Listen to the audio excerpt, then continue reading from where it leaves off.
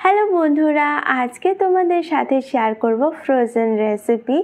একবার বানিয়ে রেখে দিয়ে অনেক দিন পর্যন্ত ফ্রিজে রেখে দিয়ে যখন খুশি এটাকে ভেজে খাওয়া যায়। খুব অল্প সময়ের মধ্যে ফ্রাই করে নেওয়া যাবে আর এভাবে রেখে দিলে 1 থেকে 1.5 মাস পর্যন্ত রাখা যাবে। তো এই রেসিপিটা এইভাবে ট্রাই করাই যায়। তো এখানে আমি নিয়েছি 4 পিস সিদ্ধ আলু, 4টে মিডিয়াম সাইজের সিদ্ধ আলু খুব ভালোভাবে ম্যাশ করে নেব। এই রেসিপিটা সামনে রমজান আসছে, তাই যখন বানানোর ইচ্ছা বানিয়ে রেখে দিবে আর 1 থেকে 1.5 মাস পর্যন্ত ব্যবহার করা যায়। সিদ্ধ আলুগুলো খুব ভালোভাবে ম্যাশ করে নিয়েছি। এখন এখানে কিছু মশলা আর ভেজিটেবলস অ্যাড করব। 1 চামচ নিয়েছি চিলি ফ্লেক্স, 1/2 চামচ নিয়েছি অরিগ্যানো, 1/2 চামচ এখানে ইউজ করব ব্ল্যাক পেপার, এর সাথে 1 চামচ লবণ, 1 প্যাকেট এখানে ইউজ করেছি ম্যাগি মশলা, আর তার সাথে এখানে ইউজ করব কিছু ভেজিটেবলস। ক্যাপসিকাম নিয়েছি 1/2 কাপ এখানে ইউজ করেছি ক্যারট, তারপরে এখানে 2টো মিডিয়াম সাইজের পেঁয়াজ, 3 চামচ মতো ধনেপাতা কুচি আর 2টো স্লাইস ব্রেড। যে কোনো ভেজিটেবলস নিজের পছন্দ মতো এখানে ব্যবহার করা যাবে। ব্রেড দিয়েছি 2টো স্লাইস। 4 পিস মিডিয়াম সাইজের আলুর সাথে 2 পিস ব্রেড একেবারে পারফেক্ট হবে। তো ভালোভাবে মশলা আর ভেজিটেবলসগুলো আলুর সাথে মিক্স করে নিতে হবে। এই রেসিপিতে নিজের পছন্দ মতো যে কোনো ভেজিটেবলস ইউজ করা যাবে। ভালোভাবে ম্যাশ করে নিয়ে এখানে কিছু চিজ অ্যাড করব।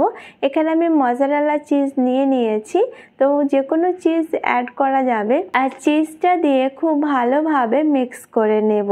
এই স্ন্যাক্সের রেসিপি খুব সহজে খুব তাড়াতাড়ি বানানো যায় আর এইভাবে বানিয়ে রেখে দিলে অনেক দিন পর্যন্ত ব্যবহার করা যায়।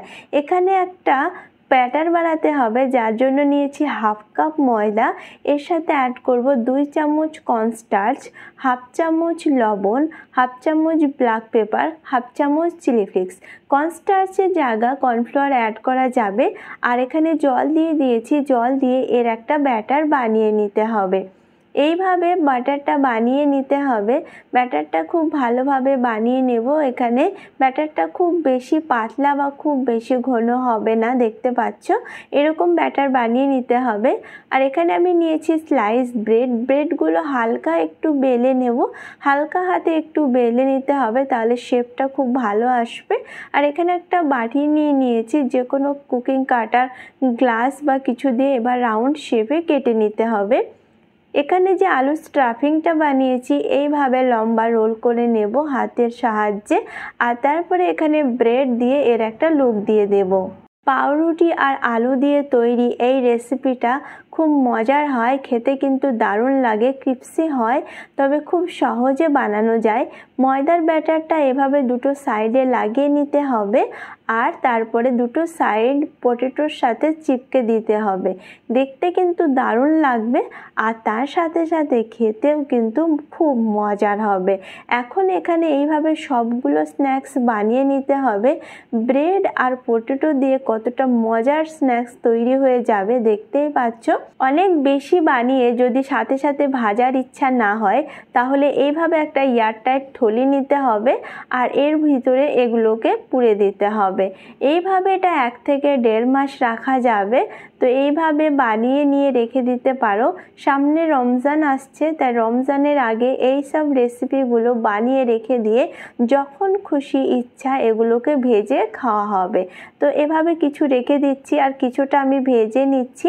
এখানে আমি নিয়েছি তেল, আর যে ব্যাটারটা বানিয়েছি ব্যাটারের মধ্যে এইভাবে ডিপ করতে হবে, দেখতে পাচ্ছ এইভাবে ডিপ করে তারপরে ফ্রাই করতে হবে। তো যখন ফ্রাই করবে তখন এখানে একটা ব্যাটার বানিয়ে নেবে আর তারপরে এইগুলোকে এইভাবে ফ্রাই করে নেবে। এখানে ব্রেড ক্রাম্বের কোনো দরকার নেই, খুব সহজেই ফ্রাই হয়ে যাবে আর খেতে কিন্তু দারুণ লাগবে। তো এখন এগুলোকে উল্টে পাল্টে ভালোভাবে ভেজে নিতে হবে আর এটা খুব ক্রিপসি হবে আর ভিতর থেকে সফটও থাকবে, খেতে কিন্তু দারুণ লাগবে।